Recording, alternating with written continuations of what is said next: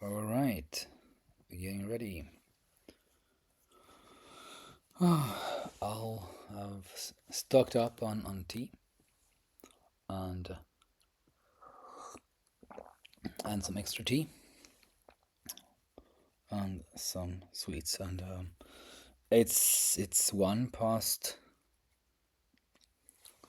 midnight here. So naturally I'm still awake. Um, and yeah, I've been sick for almost a week, or is it actually? Yeah, it's about, and it's been horrible. It's like, or it's not been like it's been not been horrible, but not as horrible as could have been. I've been like feverish, which I never run a fever when I have a cold, but I have like a running fever for a week. But I haven't had any sore throat, so yeah, good. Some things are good and better, and some are worse. So I'll try to get. I haven't really gotten used to the this new tool for streaming. So if anyone is there, you're welcome to say on the chat room that you actually hear me and everything is fine. Yeah, or you don't. It doesn't matter. So oh, great, great. Thank you, Avian the Seer. Yes, and actually today I was listening mostly, yeah, not watching, but listening to a Sodding stream actually, um, with with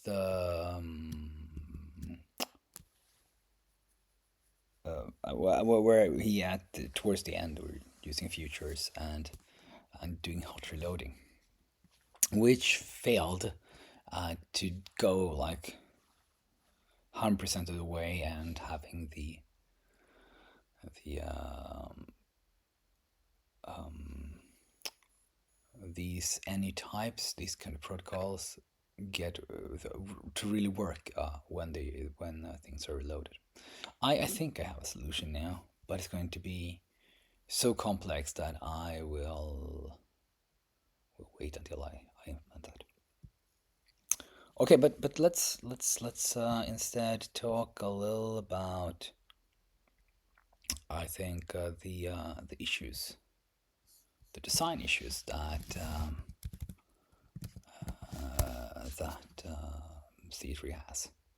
So let me see if I can pull up the GitHub here. So maybe I'll just grab GitHub and you can follow along and look if you want. But there are currently 93 issues. One is a bug, or actually two bugs in progress. But and some more bugs with our additional info, please. But if we look back,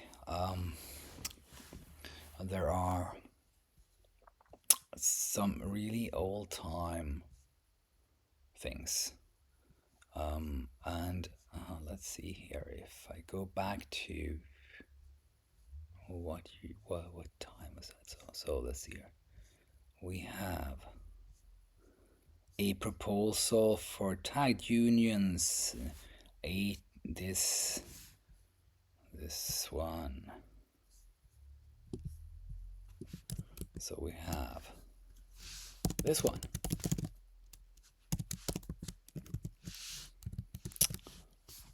From now let's see, it's a year and a half ago, right? So oh, that was interesting. Of course, I was testing things. And So okay, so tagged unions. Tagged unions would be nice, of course, to be able to write something like tagged union foo. Maybe it has like an int inside and a double, and then you could, you know, safely have your foo, and you might do something like that, and then you would be able to say like what is the type of, and it would return you, and this would return you a type ID or something, and then you could safely, and then you could safely do like this, and you might get, you know, in case it's an int, then you know you can do this safely, something. Or you do like other cases, they don't really do it on type. Instead, you kind of get an enum. So you get like a tag, and then the case would be like your A. It would be C and so on. But that seems, and that might seem okay if I just type it up like this, but there are a bunch of problems. Like how do you decide, how do you place the tag? In normal high level language, it wouldn't matter, because in high level language, it doesn't matter if you just occupy a few bytes extra to have that information. But in C, it matters. Maybe you just want to use a few bits to tag that information. I mean, I certainly have stuff where it's more like you might have, you have let's just pick C instead. We can jump to something like the definition of expression. So let's see here. So struct no. The downsides. Oh, there. Yeah, I'll go. Here we go. So here we have like, okay, the expression kind is actually okay. So it's 8 bits. Yeah, right. But it's shared with the result status actually here. So they're all packed together. If I would get this thing, if this was here, then that would mean, because of the alignment, it would have so much padding and make the expression much larger than it would have to be, like by 4 bytes extra or something at least. So you want to pack this, and actually that one's even worse when you have even smaller structures. So you want to pack that, but maybe the tagged union isn't for this. Maybe the tagged union is just for more high level usage. But then the question is, okay, if it's more for more high level usage, does it really have a place in C3? So it's this kind of the like, as you make it more, solve one problem, like where you put the tag and how do you extract that and in a good way. That part, if you simplify that, it's also making it less flexible. And then there's just a question of how you extract it, because in normal, it's an attack union like in C. If you want to do, the whole C experience, then actually here there are, in some cases I have overlaps. So, for example, the type expression, which is quite something different from a type ID expression, they both only use a type info pointer, but they're different. So, is that something if you decide that this is important, which it can be, right? Because it's semantically important. So, maybe you have like my sum ID equals int, right? And then you have ordinal equals int. And you have a union, which is maybe like a sum ID, and you have ordinal ord, right? If you have a tagged union, which just depends on the type, I think Odin has this, right? Then in this case, that wouldn't fly, and especially if you have like something like this, it obviously wouldn't fly. But you could do this in Odin, you could do this in C3. So distinct, right? So now there are different types for the compiler. So they're not aliases, and then this could work. So maybe it's not a huge problem. So I'm going to call out Odin here for having this excellent distinct. While it looks differently in Odin, it's the same feature, and actually it enables a lot of nice patterns in C3 because you can take something, make it distinct, and then add methods. I don't think Zig has done anything like that. So they kind of have to, they can't. I mean, they can't add any methods that aren't there from beginning anyway. So they have a much harder, much harder trying to use stuff in general. So that's why they have to go by way of their compile type execution system to generate types. But we don't have that problem. C3 is extremely open. If we think about like the open close principles. So as some of you watching might know. So the open close. So if you're not familiar with that, if you think of something, let's for example say I write a struct, and I want to have a method on the struct. So we're gonna have I don't know. So let's just make a getter. Get a extremely useless thing.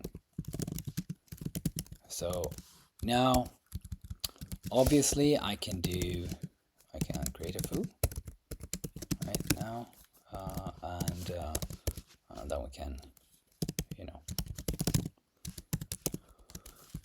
call that get a like that. And now this looks very if someone hasn't seen C++ before, it looks in this style, having it separate looks C++ish, right? So it's in Java, it would look like this, right? You would have everything self-contained, and I know people like actually be asking me like, oh, can't you place, get the methods inside, have it look like this? I mean, sure, I could do that, but the thing is that actually this reflects how C3 thinks about methods. So I could create, so let's say instead we have module test2, right? We place foo in there. Now I can import just two, and this works, right? So now it grabs foo from there. And if I then decide like, yeah, but I would like a setter for foo. So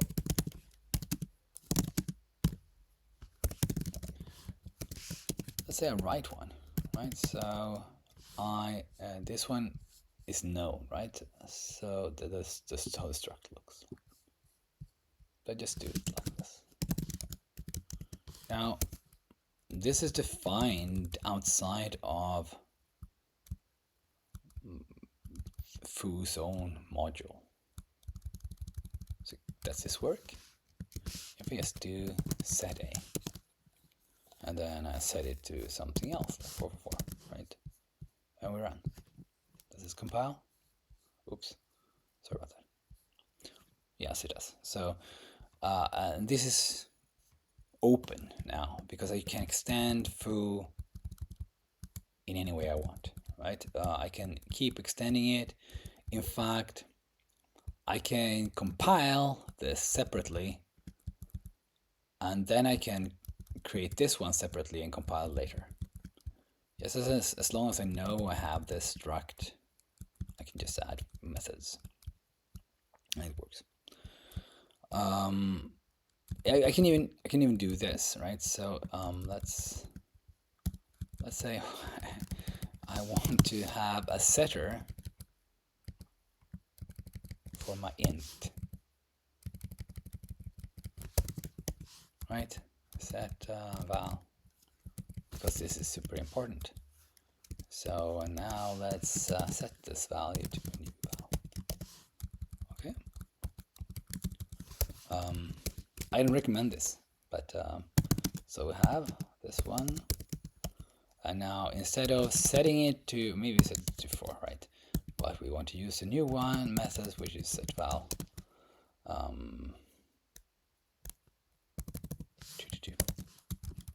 Maybe I shouldn't use int. Maybe it's like there's anything. If there, maybe there's something magical with that. But let's try it. So this should work fine.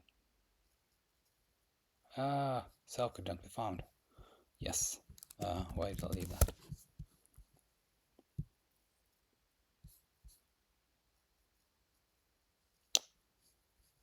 So we added a setter to int. Now int has this val thing. Set val.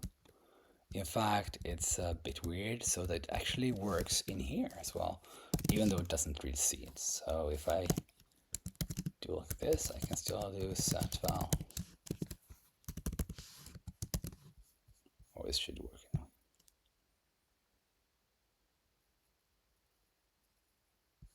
So you don't see that this works, but it compiles. That means it actually works. Okay, so that's open close. Sorry for a long kind of journey towards the open close. So this is what C3 does a lot.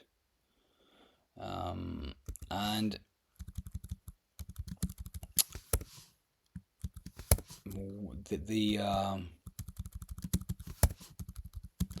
what are the implications of that?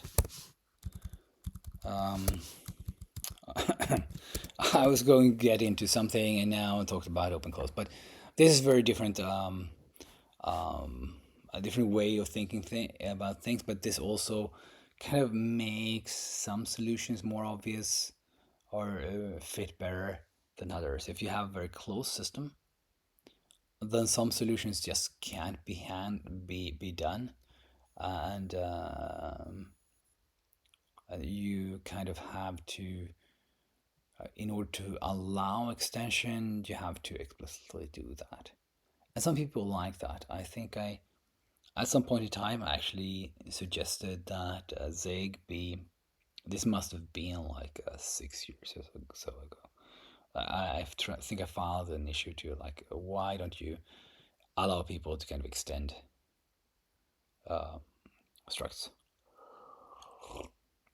I think this was actually before everything became a struct. I don't think this like isn't even possible to do now with everything being a struct. But anyway, I remember Andrew Kelly reject like rejecting that idea because he really didn't like the idea of being able to extend methods. Right. So let's see here. Now I'm going to go back to Brandon Hilde. Do you think C3 is ready for production? Does it still need work before you could recommend it? Is that for me or for for people, other people viewing? I don't know. Let me know.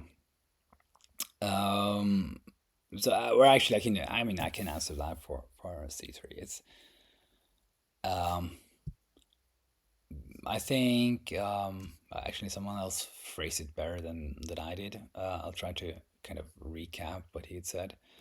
Uh, when you when you use a language that is not 1.0, which will actually change, then you need to kind of stay on top. It's like then you obviously need to update when things are getting updated and so on. And then now today, in today's world, we have the situation where even if something is 1.0, it regularly needs updates, or they stay on 0.100 or 101, 100, and so on, because they never dare to take the leap to 1.0. But that's not how C3 is supposed to be. So right now it's 0.6.5. That is the last released, and the one that I am working on here is 0.6.6. And it should be possible to run this in production. It should be possible to write your next game in C3. But this is knowing that you will need to update to the latest version, that you need to stay in touch with, the development. You can't just okay, let's grab this version and then never look back and never look for like not you have to kind of follow C3 development. That's the must. But there's this stability guarantee.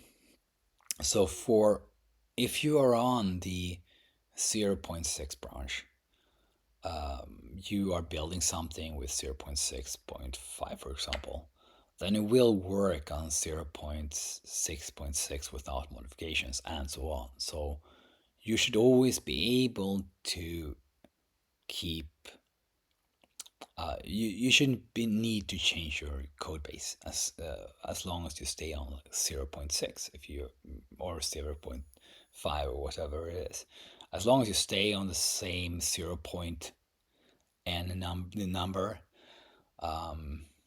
it's the language itself will be stable, and the standard library should work the same, except for bugs will be fixed.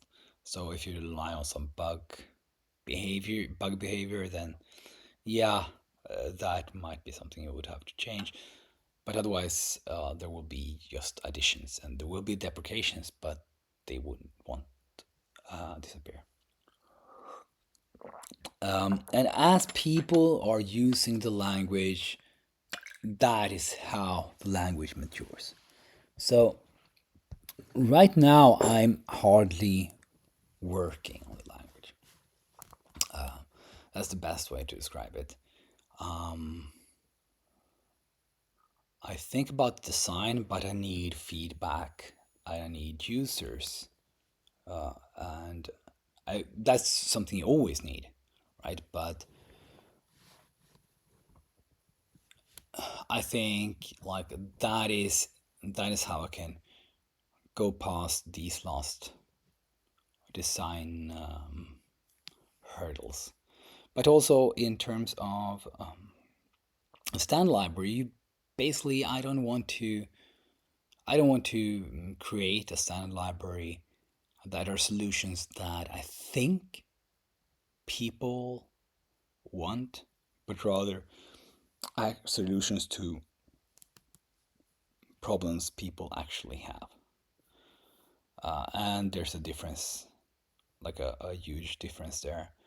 Um, if I um,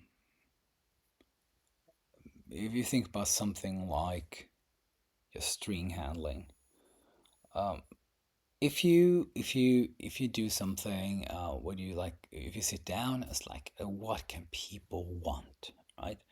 So maybe they want, I don't know,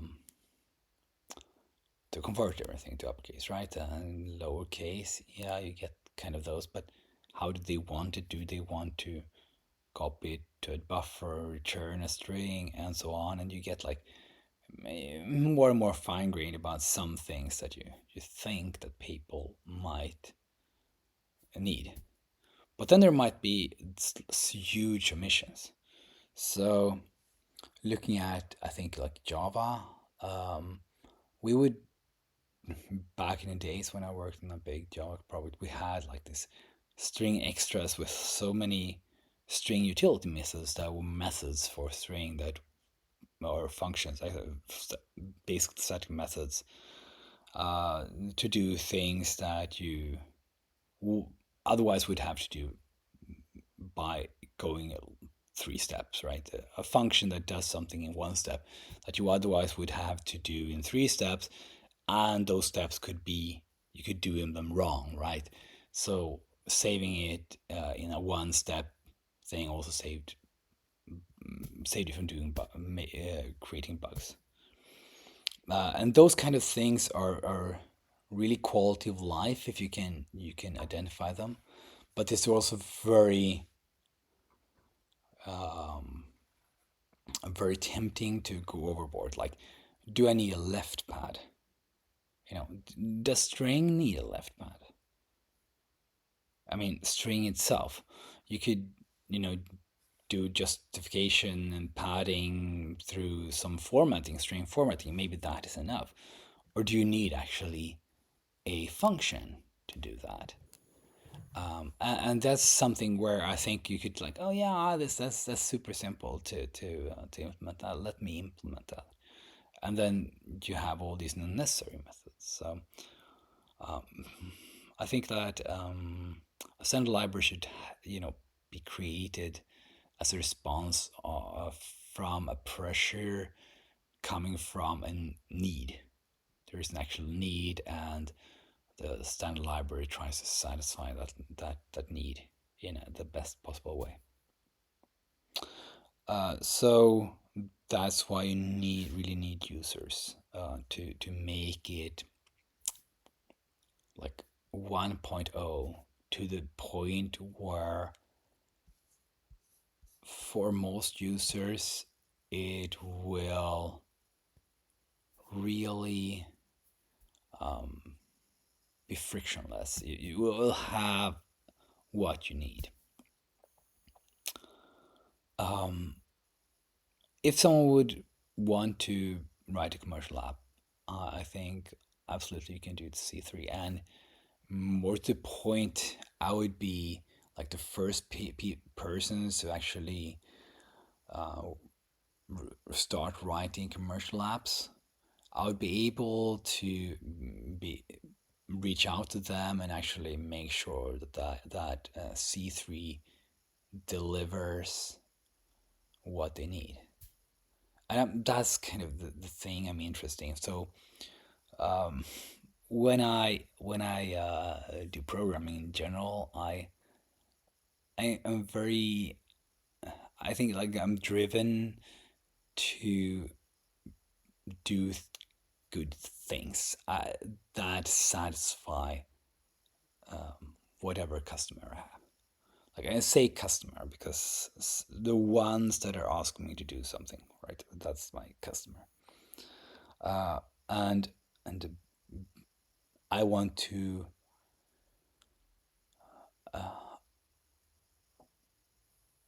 always give them a feeling that they are completely satisfied with that, whatever the product is. And if someone would start making a commercial application, large scale commercial application, it would be so interesting for me and also extremely satisfying to be able to make sure that the standard library and the use cases are all like smoothly or really smoothly how do you say um,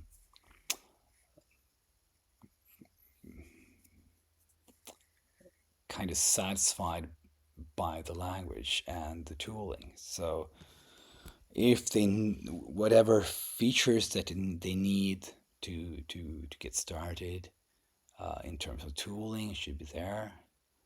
The tooling itself should not be an obstacle, but kind of work with whatever workflow they have.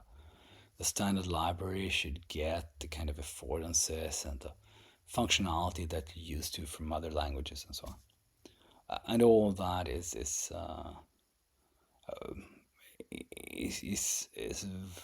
very interesting for me to kind of be able to satisfy, to kind of hear, oh, we need this thing, and the thing is, when you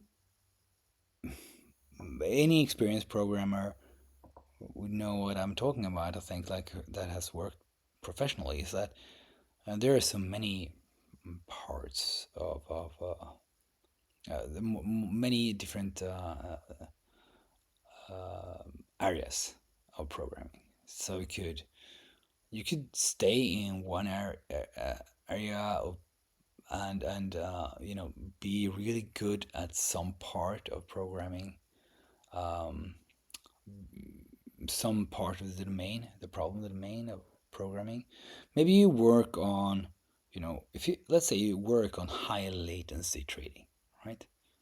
Just to take an example, that has its own particular brand of just constraints and tech, and you have to also know your competitors and so on. But there's also knowledge of the business itself that you have to understand in order to actually create a good program or a good application and so on. And you could easily stay at a job for 5 years without quite exhausting all that you can you know can absorb. Even if you are very talented, there's often even more to find. So like I'm just saying 5 years just to have like a just uh, just an example. Now that's just one area, and then you could, okay, let's say you are doing game programming. So what type of game programming? But okay, so let's say 3D programming. Now we have two domains. They're quite separate from each other, and then you can do that one for 5 years, and then you can go and just do front end web dev. Do that for 5 years, and then you can do UI programming, which is its own domain and which is its own problems, right? A lot of UI and UX problems that you can really get deep into. So there are many domains, and it's impossible for anyone to kind of assume that they know what's necessary for all these domains. So I can draw my experience from what I'm the kind of programming that I've done, but I can't say that I know what people need from a language because they will need different things depending on what domain they come from. So that's going to be like so super exciting when people start doing apps that are very very different or that's going to work in very different domains. Okay. Uh, so Brandon says, currently I'm looking for a low-level memory-safe language that isn't controlled by corporation. I've looked at Odin, Zig, and C3. I don't like Zig's syntax. Odin's much better, but does not. But it seems to not be much faster than C sharp. Right now, I'm trying to replace the C sharp language. Oh, I think that Odin is quite fast. That's not a problem. Odin is a great language. So, um, you should definitely check out Odin. In fact, it was like someone did. I don't remember who. Sorry, sorry, I don't remember your name. Who has been doing Advent of Code, uh, both on C3 and Odin, and came to me and asked like, well, looks like Odin is faster than C3 consistently, and I was kind of worried there. So I had to dig down into that, and turns out, yes, it was faster. When I eliminated some discrepancies, like in differences in how things were, the way there were things that were loaded, it started to they matched up. So, but Odin was faster, like out of the box with that those solutions. Odin was faster.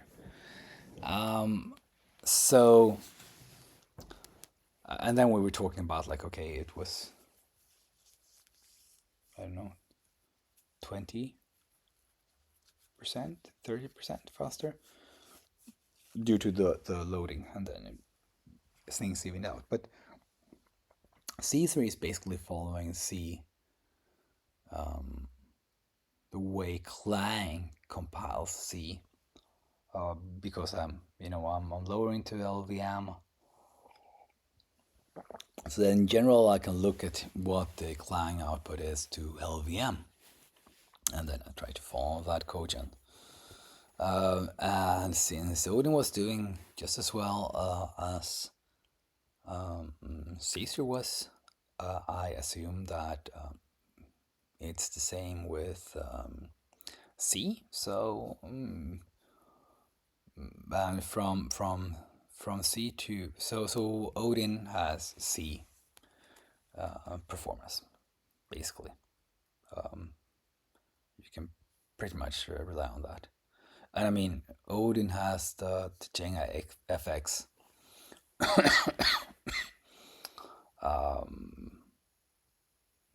product, which is just runs on Odin. So clearly, it's fast enough.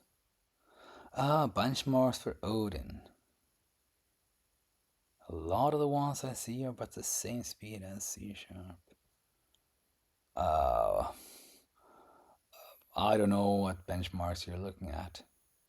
So, language-based benchmarks, those are tricky beasts. Um,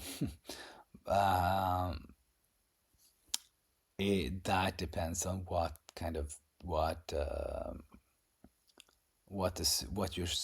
your problem what the problem statement is, and then what is the what's the actual solution. So if you have something like the language benchmark shootout game, then what actually matters is how was it implemented. I mean, if you're talking about low level languages, so what is the implementation? And something like Java can beat something like C if the C version is single threaded and the Java version is multi threaded and so on. So I don't know, but saying that Odin is the same speed as C sharp is new to me. I, that seems very far fetched. That said, I mean, you can get really good performance out of JIT code, but no, it seems like it's so easy to skew, language benchmarks. These are the some of those are really bad. Like the one which it was like recently popular with like this kind of bars going back and forth. So no, don't. I mean, like, just Odin is going to have C speed, C like speed. Okay, you can. Odin does have bounce checking on arrays, but you can turn that off if you want. So I mean, and that's another thing we have. If you were talking about like Zig and C3 and Odin, so Odin is more like, yeah, we have these things turned on by default, and usually we will have the bounce checking, but we don't have all the checking. And Zig is like, yeah, we are so safe, but then in release we turn it all off, and then we're not safe anymore. But we're safe because you were running, in safe mode, right? And so then Sig says it's super fast, but then only if you run in release mode, which safety off. But Sig says it's super safe because you're not running in release mode with safety off. That's kind of a. I mean, C3 is doing the same thing as Sig, having different safety levels, whereas Odin doesn't. So and that's kind of a to then kind of measure Odin's normal with Sig's optimized would not be very very fair. Where I'm going with that, it's just different philosophies basically. And if it turns out that actually, I mean, if you just look at some code and then you run it at default settings, then you don't really get the idea what would happen if you write some application and then for these things which actually need to optimize, you can turn off checking and stuff like that and do it very optimized. You can do that with Odin, so that's fine. And you can also think about the fact that if you want to do something really fast, you need two things, right? One thing, you need the language to be decently fast, and you need to make sure that you don't, pessimize your solutions, obviously. But then, if you have more time to spend optimizing, it will be faster. So, if your development to actually create the app is long, then you will have less time optimizing it later. You can see that on the advent of code, by the way. You can see like people, the first days, people are spending like this huge time on optimizing, and people get like the really tiny types. And then when you go to later days, people are like, yeah, I solved this in it took 1 hour. I'm just so tired. I'm just going to 1 hour is fine. 1 hour is fine. Um, and if, let's say, Odin is more productive, then Odin will leave you more time to actually spend optimizing things. So in practice, you have a faster application with Odin.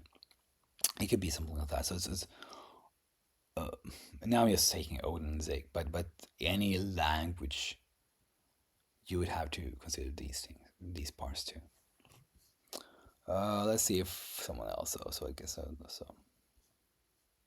I mean, people are just people are just using these language benchmarks to bash each other's like they're bash other languages. That's what they're useful for, and for people to make bad decisions. Right. Maybe I should get back to talking about this. So I was just talking about tagged units when always almost used all the time. Actually, I want to talk about enums.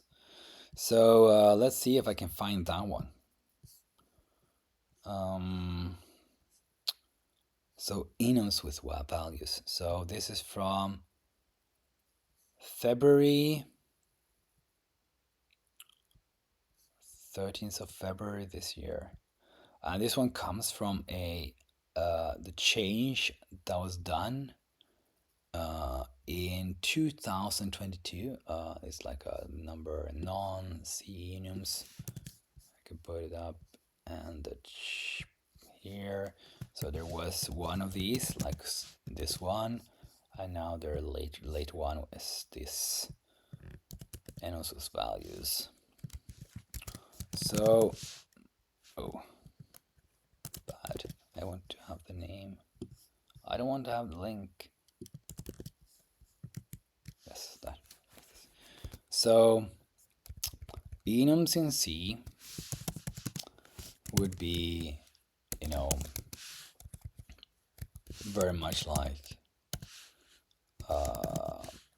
enums in C3 on the surface. If you just do a normal enum, but enums in C, of course, have not just this. Oh, this it's a list of enumeration, but you also use it for flags. You also use it for matching things. Let's see if I have something here. Oh, here's my bool there. Yeah, but these are different numbers, right? And the numbers can have huge holes in them. Let's see if I have some example here. Yeah, no example here. Maybe in the LVM part. Let's see if I have something here. Nope. Okay, but there can be jumps. So the classic is like having one starting at 1. So this one might only be 2. And then there is, you could have something like this. So those were the old C enums. Now the problem here is, let's say you have this one, and it's also 1. And now we're going to map this one to a name. And now obviously if you get a 1, then it could be either ABC or GHJ. So which one is it? And then if you have the flag variant, then often you would something like, do I have that here? So okay, those are numbered because of other reasons. So something like this. We have a flag, and then we here typically you could have something like, you would do something like attribute x after macro. And like, how would you get the number for that one? It's not in the list of enums. So I think J okay, has a different type of enum. So it has a flag enum and a normal enum. And the normal one is like the sorry. Late here, I'm just going to um, uh, I'm not going to run this too long now, but I want to get started and like to have this kind of discussion and leave it for people to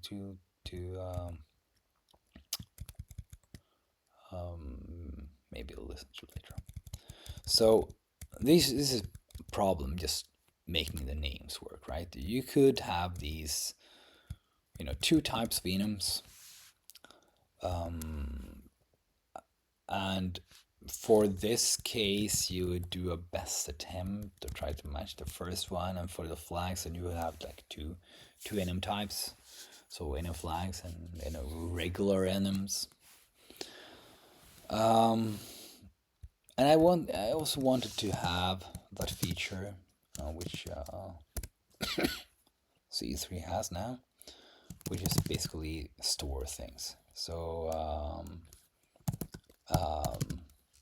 you can have like so in C3 today that would be like it would look like this.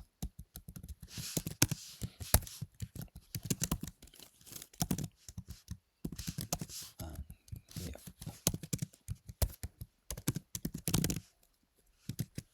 So in C3 today, this works, but it's because of the actual value of ABC would always be 0, this DF would always be 1, and this one would be 2. So they all have ordinals. They are always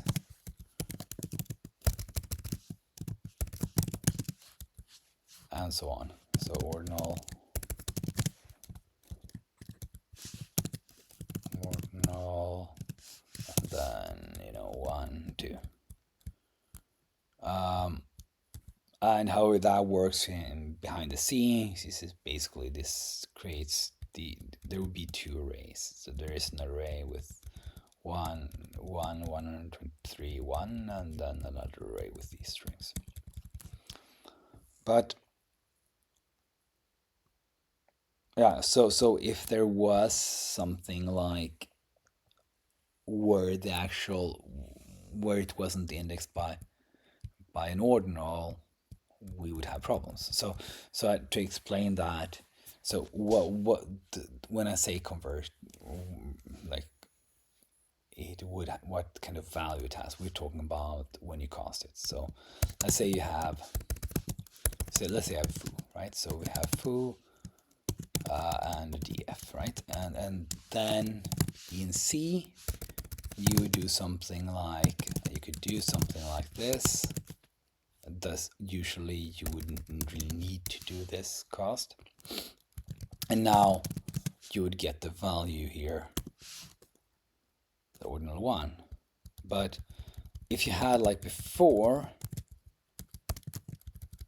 right, we would have something like this.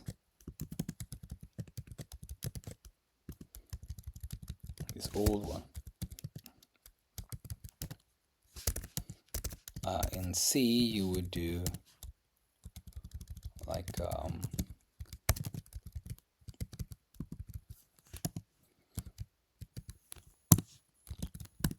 and get like 1, 2, 3, right? And you could do the other way around, so you could get like x, y. I'm gonna take of 1, 2, 3, and you would get back, the but the DF didn't really exist. It's not a special thing. It's just 1, 2, 3 with a different type. So which means if you do something like this, it's not really. It's both kind of ABC and Gitch. It's both, right? So it's not. It doesn't really exist. Whereas in C3 they are distinct. They are actual different things always. and they're not numbers. They are basically, I guess they are like the hated Java enums a bit. They kind of exist on their own. So if you have something, if you want to support both, right, then you have to have some mapping back, because you don't store it like this, right? It's not. If you want to get something like its ordinal, or some associated value, or just the name of it back, you have to do some mapping. So you have to have this mapping from, for example, 123 to this real, if you have real elements. And that mapping is going to cost something. Like in this case, it will cost something if you only store it as ordinals, and to go back you have to figure out what the ordinal is for 123. That can't be just an index into something. If the number 123 could just as easily be this one, right? You can't you can't just pick have an array index.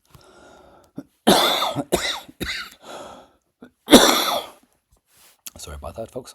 So, and we also think about, like, what if the number is not 1 2 3? What if it's 2?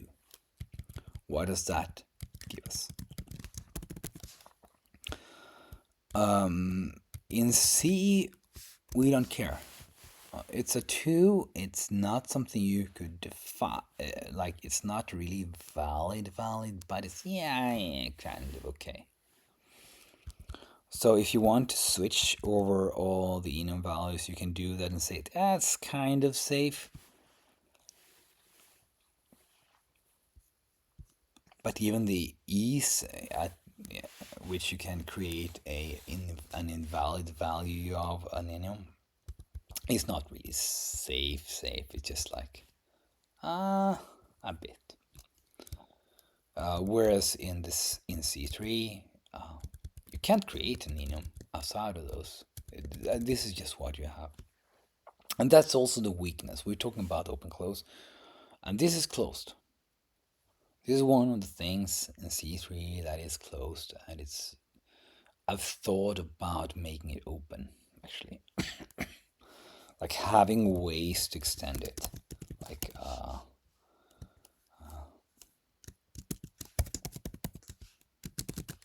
something like, this. But it just seemed too much of a problem. That wouldn't really, wasn't really something people were asking for. It can be useful in some cases. Anyway, so the problem is that people do sometimes want this because it's a convenient way to kind of bundle a set of settings, right? And you have some magical numbers. The magical numbers correspond to different things. This is a real thing in C.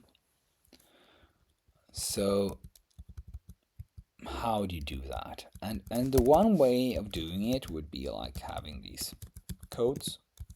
So maybe this is like the C value, right? So now we have like now we can, given this one,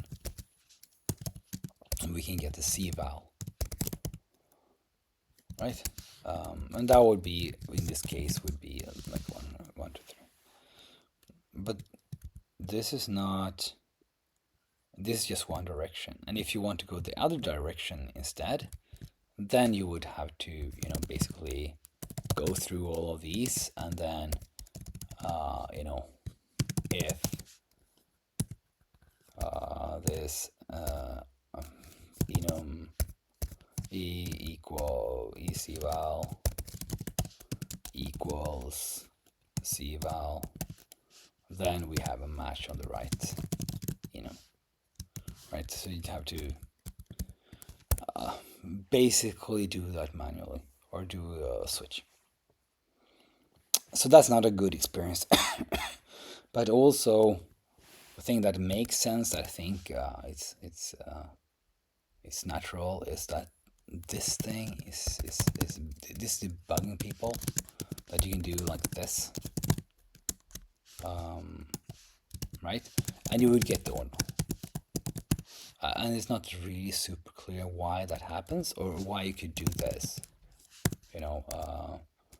Why you can get, you have the Y, you can get, you just cast it. So the cast is like, it feels like C enums, but it doesn't behave like that. So recently I introduced it rather than this one. It's this one is deprecated now. So it's deprecated in 0.66, and 0.66 is not released yet. So maybe this deprecation will not happen, but right now it's in there. So rather than doing this, you should do this. So and I think I didn't add this. There is an ordinal, but there's not from ordinal, and I think this is much better, because this is just saying, okay, this is not giving the ordinals anything special, magical. It's just from ordinal. Okay, that's the way you can kind of create an enum quickly, because everything else is like user defined. So the only thing that you know that you have is the ordinal. Okay, right. And then you have the other way around would be like basically to do ordinal, right? Ordinal, so like that. And you don't do the cost. So you to remove the cost and just get these. Okay, it's getting a bit late. So if I go this route, so just have these, then these kind of seal-like things go away. So we don't have those, and then I think that's going to be like a better experience for C programmers, because they're not going to make the, like, this is the queer a strange thing, when it looks like C but doesn't act like C. And this one is like, if you have this, it's not, you don't feel bad if you have to do, if you have to, sorry, not that one. If you have to do like, oh, the C val is XX C val. No, those are extremely balanced. I mean, you can even make something shorter here, so it's not a bad thing. But what was bad was if you had like, okay, so you had this one, then this one definitely looked privileged, like nudging. This is the way to do it. That's what it said. And this is something important about language design, is like this kind of nudging. What you do that looks small and easy, that is what people will think, like this is what you support and you think is important and the right way to do it. So by doing this, I think I created the wrong kind of feeling. Obviously, there's no, like, from ordinal will be special, because that one will have to be that, because you don't know anything about these parameters really. So you can't say, okay, that there's going to be like the first one is always going to be unique. You don't know that. There's no such constraint. So but you could have something like full value matching, and then have like a cval, right? Matching and should probably return a something and then you get like the first match or something. And then if you don't not satisfied by this built-in, I don't know if this should be in. Sorry, if this should be in. This was just like a way to do it. You could always have like something like this as well. And this is much more complicated in terms of what you need to support in the compiler to do it. But this would be also work. So like you could do something like that. And then first match. I mean, you would like to be like this, but there's not much. You'd have to hard code everything like this. So this is very shaky. This looks like very special stuff that you could just as well do on your. If you need it, you can implement that. You can also use some macros. So you would already have macros, which basically would help you do something like that. Like I don't know what name is. So like we could imagine this in a matching value, and then you pass in something like you have your enum, right? What's that? The so matching value c val and 3, something like that. So no, sorry, we need fools also. So something like that. So any I think like a built-in like that, or no, it's not a built-in, just a macro like that would be able to do this already in a fairly efficient way. Probably not super efficient, but pretty sufficient, pretty efficient.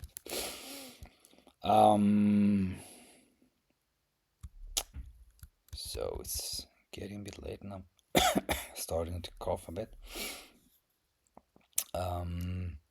Let me see if someone's asking something towards the end here. So, converting from non-sequential C. Let's see here. Extensible enums with hidden underlying ordinals also maybe compatibility problems. Yes, it does. Converting from non-sequential C enums to C3 enums is important for C interrupt. Yeah, the problem here is like there's let's have to say that. So let's say we have two enums, right? We have C enum, C enum bar, right? So it doesn't need to have any type because we're just using it for C, so something like that. And we have, ABC, and df is blah blah blah, and so on. All right, and now I'm going to show you, because I already tried to do this twice. So it's a bit easy. It's actually rather easy to show you. So let's see if I can find that one. Tough.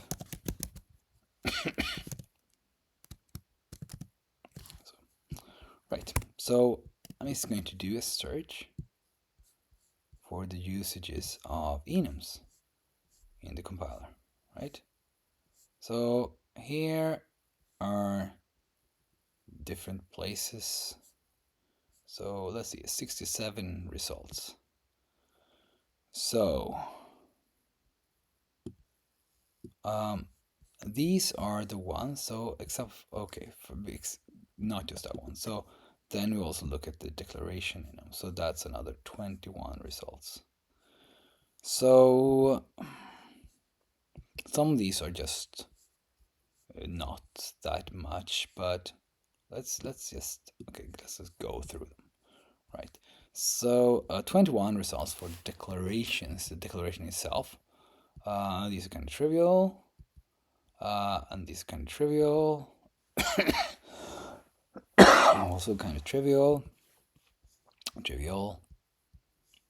trivial. This will not be trivial. Um, this is unclear. This will have to be different. The parsing, that's the simplest part. And then we go into you have like to have its own analysis or do all the analysis of the enum, and we have quite different behavior, so it will be different. That one would be new. Let's see here, and this is just a declaration. So then we have to look at all this and have to analyze enum constants. This had to be duplicated with this one as well. Inference, yes, that one have to be separate, so we have to do that. And aliveness, of course, would be that one would be fairly simple. And then that's just okay. So we're through the declarations. Those are kind of okay, not that much. Okay, so we are back, and then we are looking at the types. This is the most painful part. Oh God. Okay, so if you look at an enum, an enum has its underlying type, and which it can sometimes convert to. Sometimes convert to is the key word, which is why it's annoying, because you have to see if it's possible or not. Oh yes, and so let's see. It will have an expansion. Param expand. Yes, probably. And then to handle it in a different way from the other types. Then we have the conversions of enums. So the costs, which is one of the big things. And let's see here. And then we're going to all the special cases where you have an enum on one side when you analyze sub-expressions. When you okay, that's a const associated values that it will not have that. Constant doesn't mean that we have another constant type. A lot of some of the things that an enum has, it will have, and otherwise, other ones it won't. So you have to go through all these and then make all the appropriate thing for enums, for these C enums. Let's duplicate this. So roughly the same amount of code that is already in enums is going to go into the C enums, making it just like one of the big types. And given that there is like the user-defined types, so given that there are, the enums, user-defined time structs, unions, enums are false, right? So, and then we have distinct types, basically. So, 5, right? We could say that the arrays are kind of user-defined types, but so enums for false, and I have thought of trying to unify false and enums, by the way, just to make the types fewer. So we have 5 enums for, so what's that, right? So yeah, we have 5 and 5 user defined types, and adding that one like 20% increase for this. Is that right or not? Right? So it has to be like super a super important thing that will use a lot. So the question is it going to be that? And the issue here is also there is a problem with having closed enums. So the thing is, in C, if you have something like this, right? So you define, let's say you have in some header or something, you define this, and then you know somewhere else, in some future version, you will have another enum value, or the enum value is going to change. You can define a constant like this. You can like basically do this. So I call this like this, right? And call it 4. Right? I can do this, and now I can kind of pretend. In C, I would be able to pretend that JJJ is a foo enum. It's not defined with foo, but I can pretend it is, right? It's not in there, but it kind of works. But you can't do that in C3 because the whole point is that it's closed, so this would never fly. It wouldn't work. And it wouldn't work for these C enums either. So the main thing that you want, like one of the important usages, is to have this kind of ABI stability, ABI/API stability thing that you can patch enums in C. That's a great feature. You can't use enums, even a C enum. That kind of kills it for me. It just doesn't work well. So what you can do instead in C3 is to not make an enum. Instead, you can do like the simplest way be like, say you have a distinct foo, which is in it, and then you just, define your ABC is like this, and df is this,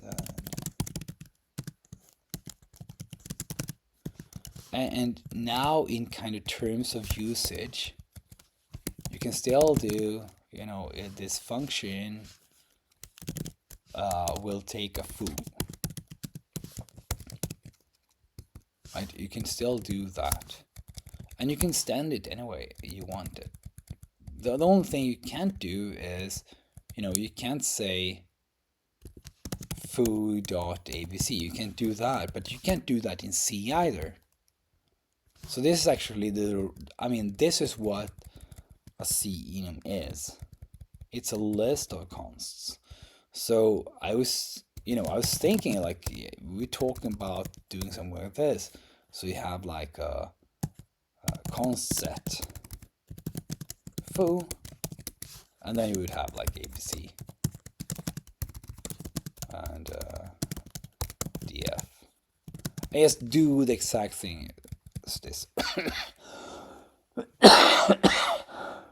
But then it would be super weird if this concept wasn't its own user-defined type, and we don't want to add more types into the language, which leaves us with this. But actually, you can make this looking even nicer.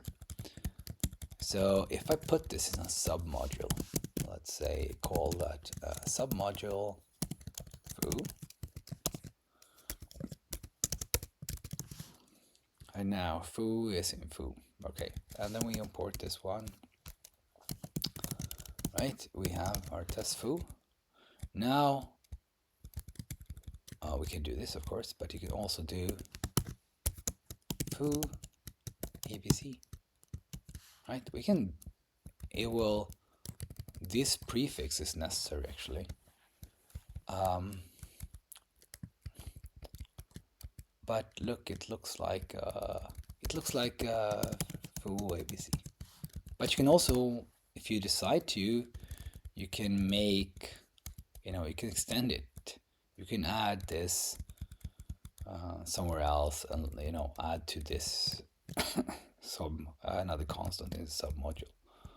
So this is probably the nicest way to do it. And I was thinking of kind of actually another feature would be to actually be able to implicitly create a submodule. So like this. So so now, right, this syntax. So now this implicitly means create the test foo module and place this in here, right? And then you would use it in this way. So that was an idea. We'll see if that happens. And that particular idea is, let's see where that one is. So there is somewhere at the end. So I think, let's see here. We had this one recently. Not everyone liked it, so I kind of put it on hold.